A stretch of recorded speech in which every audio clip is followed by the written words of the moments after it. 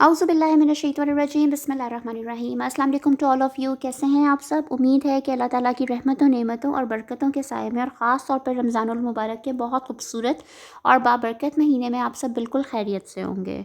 अच्छा, अब हम डिस्कस करने लगे कंप्यूटर साइंस के पेपर की हमने प्रिपरेशन करनी है, किस तरह से करनी है, क्या चीज़ें बहुत इंपॉर्टेंट हैं कि इनको बिल्कुल निगलेक्ट नहीं करना है, ठीक है। तो सबसे पहले हम आते हैं चैप्टर 1 की तरफ। तो चैप्टर 1 हमारा क्या कहता है? चैप्टर 1 हमारा डिफरेंट बातें कहता है, जैसे कि सारे ही चैप्टर्स कहते हैं। तो सबसे पहले अंडरस्टैंडिंग द प्रॉब्लम, ठीक है। इसमें से आपके जो एक्सरसाइज है ना पीछे, तो उसमें से भी शॉर्ट क्वेश्चन बने हुए हैं, ठीक है, और एक्सटेंसिव रिस्पांस क्वेश्चंस भी बने हुए हैं, ठीक है। तो वहाँ से आप क्वेश्चंस कर लें, इनमें से बहुत ज़्यादा, यानी आप इसकी एक्सरसाइज के क्वेश्चन प्रिपेयर कर लेंगे तो यहाँ आपको ये ऐसा पूरे को देखने की ज़रूरत नहीं है, ठीक है, क्योंकि ज़्यादातर चांस आपको यहाँ से फ्लो चार्ट या फिर एल्गोरिथम का है, ठीक है। ये आपको करने को आ सकता है, ठीक है। ये सारा आप देख लें। इसमें से MCQs बन सकते हैं। एक्सरसाइज के एंड पे फिर बता रही हूँ, जो क्वेश्चंस हैं वो ज़्यादा इंपॉर्टेंट है। इसी तरह से एल्गोरिथम के शुरू में उन्होंने एल्गोरिथम की डेफिनेशन लिखी है, रोल ऑफ एल्गोरिथम है, इंपॉर्टेंस है। ये भी आपके पीछे एक्सरसाइज में इससे रिलेटेड क्वेश्चंस हैं, वो आप वहाँ से प्रिपेयर कर लें, ठीक है। जो आते हैं अब हमारी है प्रॉब्लम 1, ठीक है। ये एल्गोरिथम आपका शॉर्ट में आ सकता है, दूसरा भी आपका शॉर्ट में आ सकता है, ये भी शॉर्ट में, नेक्स्ट भी शॉर्ट में, ये भी शॉर्ट में। लेकिन इसमें से ये वाला जो एल्गोरिथम है ना आपका प्रॉब्लम 6, ये आपका लॉन्ग में आएगा, ठीक है। ये इतना लंबा शॉर्ट में नहीं होता, क्योंकि शॉर्ट में जगह भी नहीं होती। ये आपका लॉन्ग के लिए very very very important algorithm, ठीक हो गया। वैसे तो कोडिंग भी बहुत इंपॉर्टेंट है लॉन्ग के लिए, ठीक है। तो आपको कोडिंग का सवाल भी ज़रूर आएगा, ठीक है, और आपको इसका क्वेश्चन भी लॉन्ग में एक ज़रूर आएगा। अब प्रॉब्लम 7 इज़ वेरी इंपॉर्टेंट। बहुत सारी प्रॉब्लम से इंपॉर्टेंट है एल्गोरिथम की, लेकिन प्रॉब्लम 7, ये जो एक्सपोनेंट वाली है ना, ये इस दफ़ा के लिए वेरी वेरी इंपॉर्टेंट है, ठीक है। इसको बहुत ध्यान से करिएगा, वैल्यूज़ चेंज हो सकती हैं, डज नॉट डिपेंड, ठीक है। इसका फ्लो चार्ट भी आपको आना चाहिए। वही बात है कि जिसका आप एल्गोरिथम करें उसका फ्लो चार्ट करें, जिसका फ्लो चार्ट करें उसका एल्गोरिथम करें।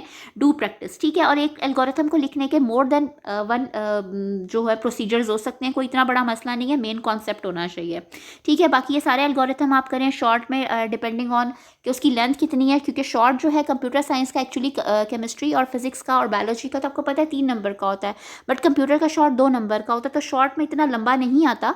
तो शॉर्ट में आपको जस्ट 2 नंबर के अगेंस्ट अगर आएगा तो बहुत ही छोटा सा आएगा क्वेश्चन, यानी कि फ्लो चार्ट। अभी चले फ्लो चार्ट पे आगे जाएंगे तो बात करते हैं, ठीक है। एल्गोरिथम का चांस 2 नंबर में काफ़ी कम है, और बहुत ही अगर आया तो बहुत ही छोटा एल्गोरिथम आएगा, ठीक है। अब आते हैं फ्लो चार्ट की तरफ। फ्लो चार्ट की डेफिनेशन है, इंपॉर्टेंस है, स्टेप्स हैं, और इनसे रिलेटेड भी सारे आपको एक्सटेंसिव क्वेश्चंस में इनसे रिलेटेड क्वेश्चंस मिल जाएंगे, ठीक है। यहाँ से गो थ्रू कर लें या वहाँ से कर लें, ठीक है। अब फ्लो चार्ट सिंबल्स हैं, इससे रिलेटेड आपको MCQ भी बहुत इंपॉर्टेंट बन सकते हैं, और इससे रिलेटेड शॉर्ट क्वेश्चन भी बन सकते हैं।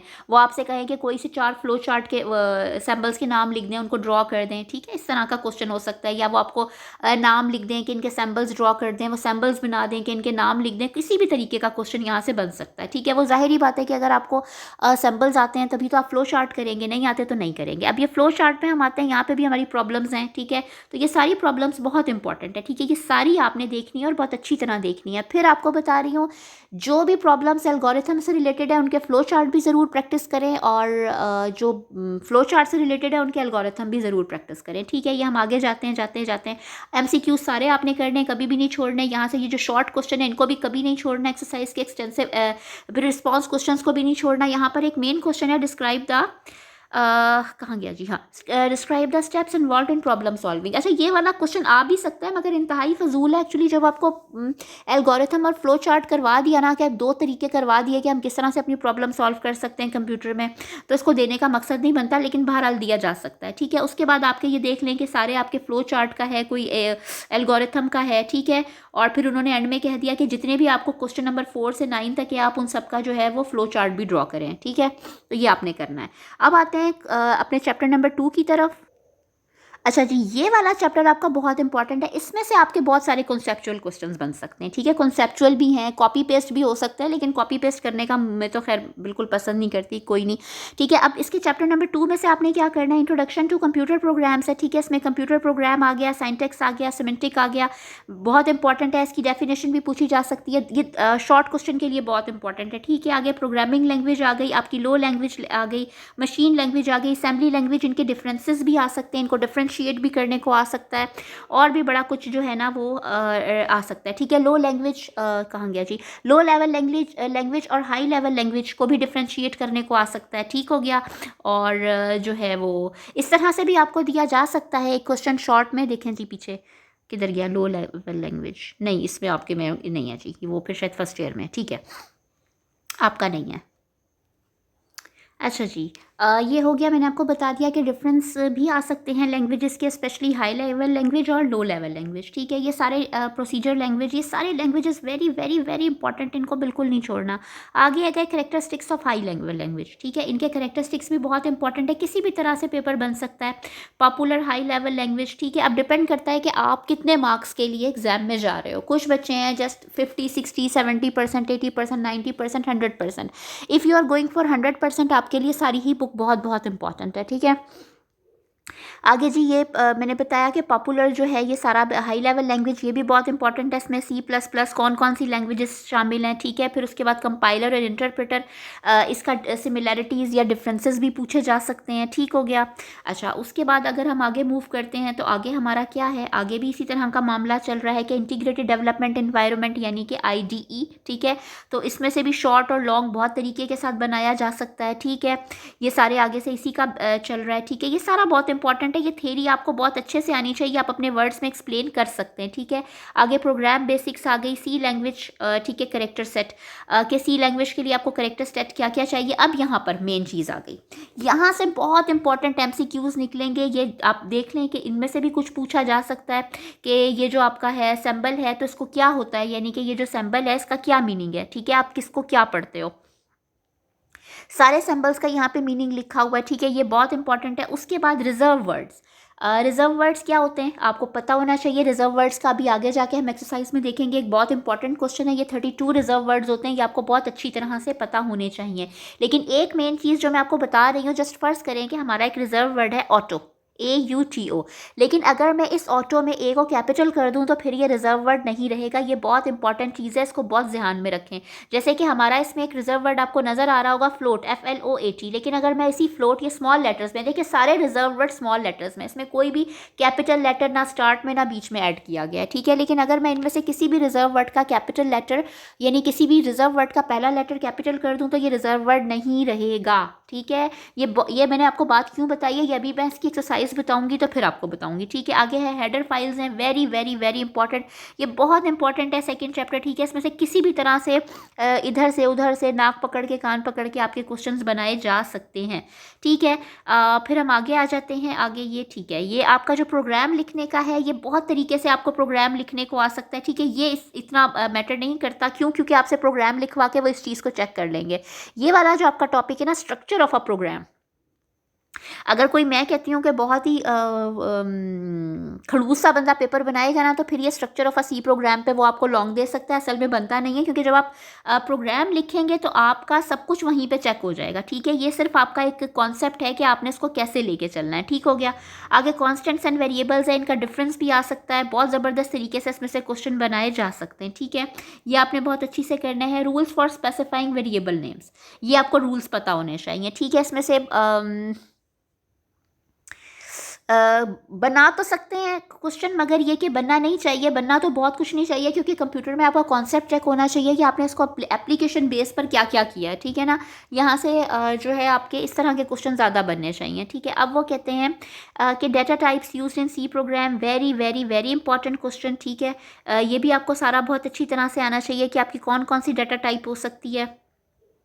अब आते हैं, अच्छा फिर एक और बात बता रही हूँ जो मैंने केमिस्ट्री में बताई थी कि सुबह को जाते हुए ना कीवर्ड्स देख कर जाएं, ठीक है। सारी जो कीवर्ड्स नहीं, सॉरी, की पॉइंट्स, हर टॉपिक के आपके जैसे 7 चैप्टर्स हैं कंप्यूटर साइंस में, तो आपने 7 के कीवर्ड्स देख कर जाने हैं, ठीक हो गया। अच्छा नेक्स्ट पर आते हैं, ये एक काम का बात है, ठीक है। यहाँ से आपने सारे क्वेश्चंस करने हैं, ठीक है। ये आपने इसमें से कोई क्वेश्चन नहीं छोड़ना, ठीक है। अब ये जो क्वेश्चन नंबर 2 का आप 7 पार्ट देखें, वो कह रहा है which of the followings are valid C variables, give the reasons if not a valid variable. अब इसमें से कौन कौन सा वेरिएबल हो सकता है, कौन सा नहीं हो सकता है, बड़े ही मज़े की बात है। इसमें से जो आपके आपने ये रूल्स पीछे पढ़े हैं कि वेरिएबल होने के लिए किस किस चीज़ से आपका स्टार्ट हो सकता है, किस किस चीज़ से नहीं हो सकता, स्पेस नहीं आनी चाहिए। तो ये जो मैंने आपको कहा था ना रिजर्व वर्ड, जैसे कि अब इसमें देखें फ्लोट लिखा हुआ है, आपको नज़र आ रहा होगा, ये देखें जी, मैं क्लोज कर देती हूँ। फ्लोट, फ्लोट एक रिजर्व वर्ड है, लेकिन तो फिर ये हमारे पास वैलिड सी वेरिएबल नहीं होगा, इनवैलिड होगा, क्योंकि एक रिजर्व वर्ड है। लेकिन अगर मैं इसी फ्लोट कैफ कैपिटल कर दूं तो फिर ये रिजर्व वर्ड नहीं रहेगा, ठीक है। इसी तरह एल्स को देखें, एल्स एक रिजर्व वर्ड है तो इसका ये इनवैलिड सी वेरिएबल है, लेकिन अगर मैं एल्स का ई कैपिटल कर दूं तो फिर ये रिजर्व वर्ड नहीं रहेगा, फिर ये वैलिड सी वेरिएबल हो जाएगा, ठीक है। इसलिए मैंने आपको ये बताया था। ये सारे क्वेश्चंस बहुत इंपॉर्टेंट हैं, इनको सारे आपने 10 के 10 क्वेश्चंस करने हैं, ठीक है, और ये भी आपने करना है, ठीक है। ये जो एक्सरसाइज के क्वेश्चंस है ना, एक्सटेंसिव रिस्पांस क्वेश्चंस हों, ERQs हों या SRQs हों, यानी कि शॉर्ट क्वेश्चंस हों, आपने सब करने हैं। Now move on to next chapter, जो कि है चैप्टर नंबर 3। पता है मसला क्या है, कंप्यूटर में इतना कुछ है, इतना कुछ है, इतना कुछ है कि वो किसी भी तरह से शॉर्ट में, लॉन्ग में, या फिर जो है ना MCQs में आपसे पूछा जा सकता है। ये जो आपका इनपुट का चैप्टर है, इनपुट एंड आउटपुट, ये भी बहुत इंपॉर्टेंट है। इसमें से भी आपने कुछ भी नहीं छोड़ना, कुछ भी नहीं छोड़ना, ये सारा कुछ बहुत ज़्यादा इंपॉर्टेंट है, ठीक है। अच्छा, अब एक चीज़ इसमें देखें, दिखाती हूँ, आगे जाएँ। ये चीज़ यहाँ से MCQ ज़रूर आएगा, कंफर्म्ड 1 नंबर का MCQ यहाँ से आना ही आना है, ठीक हो गया, ये आपको पता होना चाहिए, ठीक है। ये जो मैंने मॉडल पेपर करवाया था तो आपने उसमें भी देखा होगा, और आप अपने पुराने पास्ट पेपर्स भी देख लें तो ये ज़रूर आया हुआ है, ठीक है। ऑपरेशंस ऑफ सी लैंग्वेज, ये ऑपरेशंस के नाम भी लिखने को आ सकते हैं सी लैंग्वेज के, ठीक है। फिर ये इसके बारे में डिटेल है थोड़ा सा, अर्थमेटिक ऑपरेशन, ये सारा कुछ किसी भी तरीके से पूछा जा सकता है। और यकीन करें कि कंप्यूटर में एक चीज़ का लिंक जो है वो दूसरी चीज़ से निकल रहा है, ठीक है। तो आप ऐसा नहीं कर सकते कि आप जो है ना किसी एक चीज़ को कर लें और किसी दूसरी चीज़ को आप उसमें छोड़ दें, ठीक है। ये सारा कुछ बहुत बहुत बहुत इंपॉर्टेंट है, ठीक है। अच्छा, अब MCQ सारे करने हैं, कुछ भी नहीं छोड़ना, और शॉर्ट क्वेश्चन भी सारे करने हैं, एक्सटेंसिव रिस्पांस क्वेश्चंस भी सारे करने हैं, ठीक है। अगर आप 100% पेपर अटैम्प्ट करना चाहते हैं, ठीक है। अच्छा, लेकिन अगर आप जस्ट 80% की बात कर रहे हैं तो अगर आप पहले 4 चैप्टर्स भी प्रिपेयर कर लेना फुली तो आपका 80% पेपर अटैम्प्ट हो जाएगा इंशाल्लाह, ठीक है। आगे कंडीशनल कंट्रोल स्ट्रक्चर बहुत इंपॉर्टेंट है, इसमें भी बहुत तरीके से सवाल बन सकता है, यानी इतनी वैरायटी है ना कंप्यूटर में क्वेश्चन बनने की कि जिसकी कोई हद नहीं है, ठीक है। किसी भी तरीके से वो आपको जो है ना क्वेश्चन बना के दे सकते हैं, ठीक है। अच्छा, एक चीज़ जो मैंने आपको मेन बतानी थी ना यहाँ, वो मैं ढूंढ रही हूँ, वो किधर गई है, ये structure of if else if statement, ये जो स्ट्रक्चर है ना, ये स्ट्रक्चर, ये मिल गए ना, ये स्ट्रक्चर बहुत इंपॉर्टेंट है, ठीक है। ये कहाँ से शुरू हो रहे हैं, ये देखें, पीछे थे, structure of if else statement, structure of if else if statement, ठीक है। ये सारा कुछ बहुत बहुत बहुत इंपॉर्टेंट है, ये स्ट्रक्चर्स बहुत इंपॉर्टेंट है। ये आपको 2 नंबर के शॉर्ट क्वेश्चन में बड़ी छोटी सी चीज़ है, बड़े आराम से वो दे सकता है। ज़्यादातर ये हो रहा है, मैंने जो पास्ट पेपर्स देखे हैं ना, उसमें क्या है कि एक कॉन्सेप्चुअल क्वेश्चन, यानी कि अगर आपको कोड लिखने को दे दिया गया है तो उसके और ऑप्शन पे वो काफ़ी ठीक ठाक लंबा लॉन्ग क्वेश्चन है, यानी ये समटाइम्स आप उसको रट्टा बेस भी कह सकते हैं। वैसे तो रट्टा जो नई बच्चे लगाते हैं वो अपने ही वर्ड्स में लिख देते हैं और आपको पूरे नंबर मिल जाते हैं, कोई इतना बड़ा मसला नहीं होता, लेकिन आपने कंटेंट मिस नहीं करना। ये देखें, जैसे स्विच स्टेटमेंट का आपको ये स्ट्रक्चर है, ठीक है, तो ये आपने बड़ा इसमें ख्याल रखना है, ठीक है। आगे जाते हैं, ये स्ट्रक्चर इसमें सबके बहुत इंपॉर्टेंट हैं, ठीक है। बल्कि इसमें ज़्यादा यही इंपॉर्टेंट है, ये जो इतना कुछ इन्होंने लिखा हुआ है ना, ये सिर्फ आपकी मतलब वो हैं, आपकी नॉलेज के लिए है। ये जस्ट आप इसको अच्छी तरह से समझ लें, या आप इसको अपने वर्ड्स में भी एक्सप्लेन कर सकते हैं, ये कोई कॉपी पेस्ट नहीं है। लेकिन जो आपका स्ट्रक्चर लिखना है या आपने इस तरह के मामलात करने हैं ना, तो वो फिर जस्ट आपके गलत नहीं होने चाहिए, ठीक है। स्ट्रक्चर में कुछ भी गड़बड़ नहीं होनी चाहिए, as it is copy paste, चाहे वो इफ स्विच स्ट्रक्चर हो, चाहे वो एल्स इफ स्ट्रक्चर हो, चाहे वो इफ एल्स इफ स्ट्रक्चर हो, ठीक है। ये MCQ सारे करने और शॉर्ट क्वेश्चन में भी देख लें, ठीक है। ये शॉर्ट क्वेश्चन बहुत इंपॉर्टेंट है, सारे ही बहुत इंपॉर्टेंट है, इन सबको करना है, ठीक है। इसमें देखिए कॉन्सेप्चुअल क्वेश्चन भी आ रहे हैं, ये कोड को भी आपने आउटपुट बताना है, ठीक है। इन सबका ये बहुत इंपॉर्टेंट है, ये दोनों क्वेश्चन आपने बहुत ज़्यादा ध्यान से करने हैं, ठीक है, और बहुत आसान से हैं, बड़ी जल्दी से हो जाएंगे, ठीक है।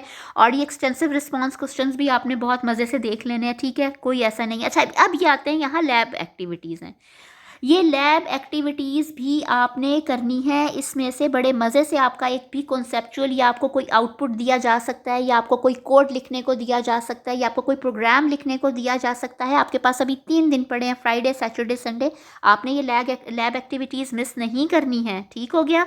नाउ जल्दी जल्दी से मूव करते हैं। ओह, हमारी तो बुक ख़त्म हो गई, चलें जी वेट करें, मैं दूसरा वाला निकालती हूँ अपना PDF। चलें, मसला नहीं है। मैंने आपको पहले 4 चैप्टर्स तो बता दिए हैं, इंशाल्लाह नेक्स्ट 3 जो है वो फिर नेक्स्ट वीडियो में कवर करते हैं। अभी लेट भी बहुत हो गया है, ठीक है? और मेरे सर में भी बहुत दर्द शुरू हो गया है, तो इंशाल्लाह ताला फिर जो है नेक्स्ट 3 चैप्टर्स की वीडियो हम आपको अपलोड कर देंगे, ठीक है? इंशाल्लाह ताला कल, ठीक है? तो दुआओं में याद रखिएगा, अपना बहुत सारा ख़्याल रखिएगा और बहुत अच्छी तैयारी करिएगा और अल्लाह पर यकीन के साथ करिएगा, ठीक है? और कोई भी अनफ़ेयर मीन्स यूज़ करने की ज़रूरत नहीं है। जो आपके नंबर्स हैं वो आपकी सैटिस्फैक्शन है, अपनी सैटिस्फैक्शन को ख़राब नहीं करिएगा, ठीक है? चलें जी, अल्लाह हाफ़िज़।